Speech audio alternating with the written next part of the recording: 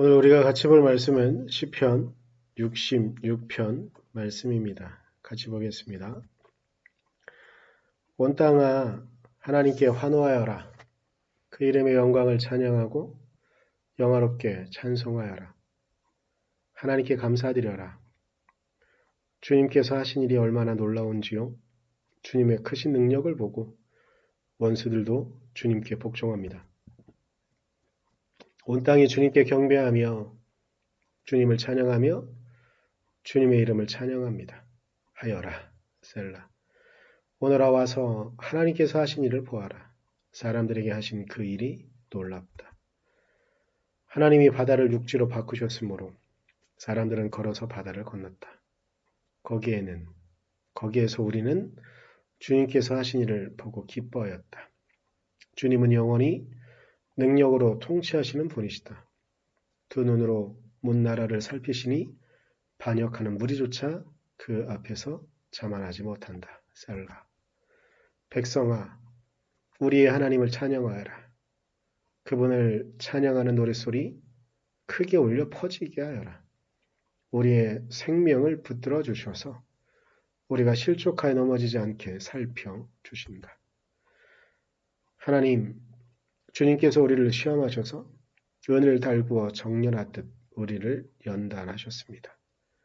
우리를 그물에 걸리게 하시고 우리의 등에 무거운 짐을 지우시고 사람들을 지켜서 우리의 머리를 짓밟게 하시니 우리가 물속으로 뛰어들었습니다. 그러나 주님께서 우리를 마침내 건지셔서 모든 것이 풍족한 곳으로 이끌어 주셨습니다. 내가 번제를 드리러 주님의 집으로 왔습니다. 이제 내가 주님께 서원제를 드립니다. 이 서원은 내가 고난받고 있을 때에 이 입술을 열어서 이 입으로 주님께 아뢰는 것입니다. 내가 순양의 향기와 함께 살진 번제물을 가지고 주님께로 나옵니다. 순념소와 함께 수소를 드립니다. 셀라. 하나님을 두려워하는 사람들아 오너라.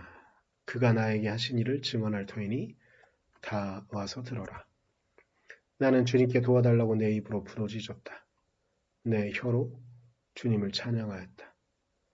내가 마음속으로 악한 생각을 품었더라면 주님께서 나에게 응답하지 않으셨을 것이다. 그러나 하나님은 나에게 응답하여 주시고 나의 기도 소리에 귀를 기울여 주셨다. 내 기도를 물리치지 않으시고 한결같은 사랑을 나에게서 거두지 않으신 하나님, 찬양 받으십시오. 아멘.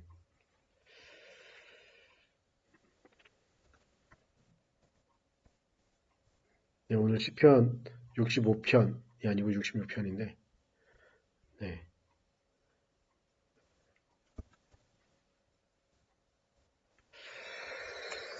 네, 오늘 시편은 이렇게 시작하는 겁니다. 오너라 와서 하나님께서 하신 일을 보아라 라고 이렇게 그러면서 이야기를 시작하는 그런 시편입니다. 오늘 시편에는 이스라엘 백성의 역사를 보면서 그리고 오늘 이 시편을 고백하고 있는 시편의 저자 그리고 시편을 보고 있는 사람들의 개인의 역사들을 회상하게 하는 그런 장치들로 되어져 있습니다.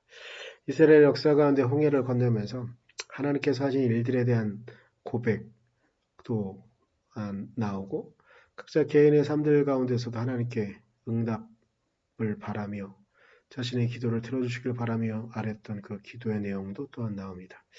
이것들을 보면서 사람들은 자신의 이야기가 거기에 담겨질 수 있었을 것이고 그리고 자신의 상황 속에서 하나님께서 이 기도를 들어주시길 바라는 간절한 마음이 담겨 있었을 것입니다. 그래서 19절과 20절에 그러나 하나님은 나에게 응답하여 주시고 20절에 내 기도를 물리치지 않으시고 한결같은 사랑을 나타내셨습니다. 내가 주님을 찬양합니다.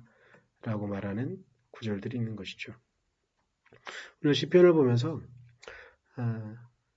저의 개인적인 간증을 또 한번 하려고 합니다. 저는 고등학교 1학년 말쯤에 목회자의 꿈을 품었습니다. 그때쯤부터. 그런데 목회자가 되는데 참 많은 오랜 시간이 걸렸습니다. 결코 쉽게 목사라는 이름을 달지도 못했고 참 많이 여러 우여곡절이 있었습니다. 다 이야기하자고 하면 끝이 없겠죠. 그런데 제가 이번 주 주일 설교를 지난주 주일 설교를 준비하면서 하고 있다가 목요일 그리고 금요일 언저리쯤에 과거에 있었던 일들이 하나가 떠올라서 마음 한켠이 눈물이 맺혔던 경험이 있습니다. 이때쯤에 이 상황이 떠올랐습니다. 제가 대학원을 졸업을 해야 됐었는데 졸업하지 못하고 수료 상태로 한 3년 반, 4년 가까이 머무르는 시기가 있었습니다. 논문을 써야 됐었는데 논문을 쓰지 못해서 그 일을 겪고 있었거든요. 그런데 논문을 다시 쓰겠다고 결심하는데도 결코 쉽지 않았고 그렇지만 그리고 주변에 있는 사람들도 아마 저 사람은 목회는 이제 안 할 건가 보다라고 생각했을 정도 그런 시기쯤을 거치고 있었습니다. 그런데 그쯤에 가족의 지지도 분명히 있었고요. 불안한 상황들도 있긴 있었지만 그런데 그쯤에 제가 다니고 있던 교회 그 당시에 다니고 있던 교회가 도화절 교회였었는데 정세영 목사님이 단독 목회를 하신 지 얼마 안 되셨던 그런 교회였었습니다.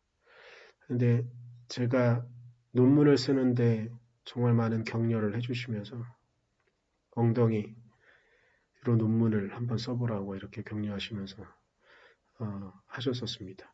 근데 제가 대학교쯤부터 집에서는 어떤 공부를 잘 못하는, 집중해서 무엇인가 잘 못하고 있는 상황이 있어서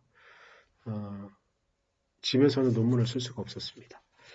근데 목사님께서 교회 문을 열어주셨어요. 평소에 계속 와서 있도록. 그래서 삼각교회였었는데 열쇠도 저에게 주시고 공간도 저에게 허락해 주셔서 책 몇 권을 싸들고 가서 거기다 놓고 이렇게 논문을 쓰기 시작했습니다. 근데 그때쯤에 어떻게 알게 되어졌는지 제 교회 후배 동생 중에 송우석, 지금은 목사님이신데 송우석 목사가 저에게 와서 논문을 쓴다고 하시는데 전사님, 제가 전에 이 친구는 이미 이전에 논문을 좀 썼던 친구거든요. 그래서 지금은 잘 쓰지 않는 노트북인데 타이핑은 그러니까 논문을 쓰는 한글은 쓸 수 있으니 그렇게 쓰십시오 하고서 노트북을 주고 간 송우석 목사도 또한 있습니다. 근데 이게 며칠 전에 떠오르면서 마음 한켠이 힘겹게 여기까지 왔는데 여기까지 오는 순간 가운데 참 하나님께서는 사람들을 저에게 그렇게 보내셔서 하나님의 도구로 그들을 보내셔서 제가 목회자가 될 수 있게 하셨구나라는 생각이 좀 들었습니다. 어찌 보면 하나님께서는 그 사람들을 통해서 그 귀한 사람들을 통해서 하나님께서 하신 일들을 저에게 보이신 것 같습니다. 우리의 삶들은 분명히 하나님께서 당신의 일을 나타내시는 놀라운 일들이 있습니다. 그런데 우리가 힘겹고 어려웠던 그 순간들 속에서 하나님은 하나님의 일을 분명히 나타내셨고 드러내셨습니다. 어쩌면 지금 이 시기쯤에 고난과 어려움에 고통의 이야기를 겪고 계시는 이들이 있을 수도 있을 것 같습니다.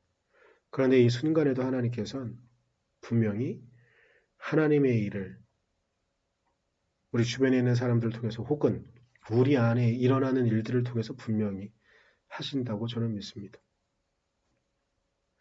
우리가 그 일들을 잘 이겨내고 우리의 삶을 그렇게 드러낼 때 우리의 삶 자체가 하나님께서 하신 일을 드러내는 그런 놀라운 증거물이 될 수 있다고 믿습니다.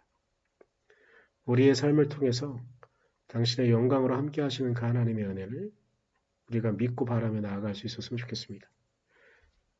기필코 하나님께서는 그렇게 우리를 통해 하나님의 하신 일들을 보여주시며 더불어 우리를 통해 하나님을 찬양하게 하실 것입니다. 하나님이 우리를 그렇게 지켜주시기 때문입니다. 그 은혜 안에 믿음을 갖고 살아갈 수 있는 우리가 되어주기를 간절히 소망합니다. 기도하겠습니다.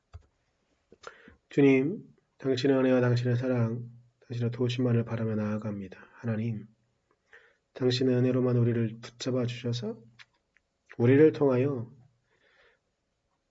하나님의 하신 일들을 나타내시고 우리를 통하여 하나님께서 하신 일을 볼 수 있도록 있는 믿음 또한 우리 안에 허락하여 주시옵소서.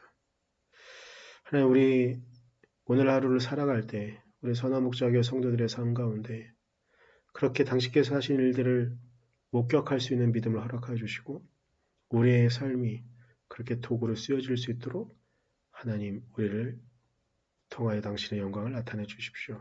그렇게 하나님께서 우리를 이끌어 주시길 간절히 소망하며 예수님의 이름으로 기도드렸습니다. 아멘.